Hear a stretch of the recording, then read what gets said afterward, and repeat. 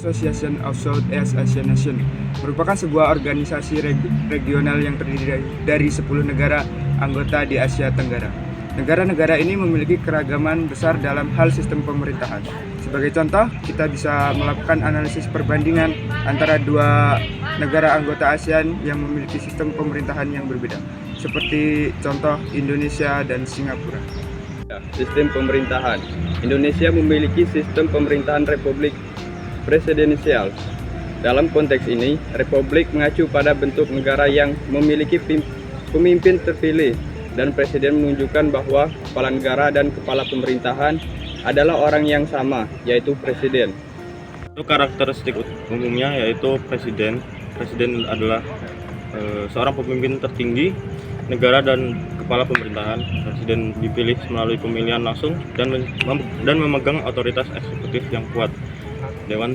Yang kedua ada Dewan Perwakilan Rakyat. Dewan Perwakilan Rakyat merupakan lembaga legislatif yang memiliki peran dalam membuat undang-undang dan mengawasi pemerintah. Anggotanya dipilih melalui pemilihan umum. Yang ketiga ada pembagian kekuasaan. Sistem ini mengandalkan pembagian kekuasaan antara eksekutif, legislatif, dan yudikatif untuk mencegah konsentrasi kekuasaan yang berlebihan. Struktur pemerintahan. Eksekutif presiden memimpin pemerintahan pusat, didukung oleh menteri-menteri yang membentuk kabinet.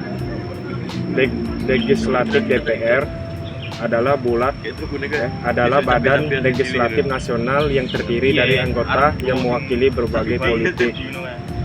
Otonomi daerah.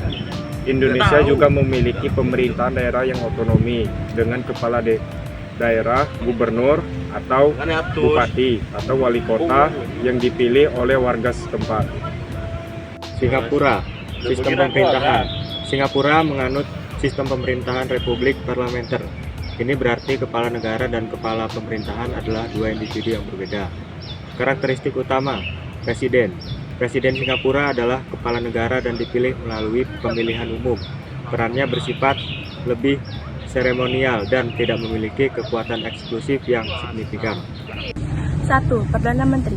Perdana Menteri Singapura adalah kepala pemerintah yang sebenarnya.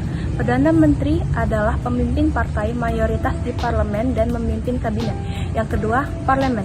Parlemen Singapura memiliki peran yang kuat dalam proses legislatif dan pengawasan pemerintah. Dan yang ketiga, struktur pemerintah. Nah, yang keempat, eksekutif. Perdana Menteri dan kabinetnya membentuk eksekutif. Perdana Menteri bertanggung jawab atas pengambilan keputusan eksekutif sehari-hari.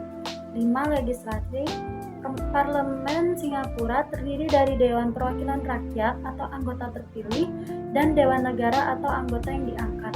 Parlemen memiliki peran penting dalam pembuatan undang-undang dan pengawasan. 6. Pemerintahan efisien. Singapura terkenal dengan pemerintahan yang efisien, rendah korupsi, dan fokus pada pengembangan ekonomi dan inovasi.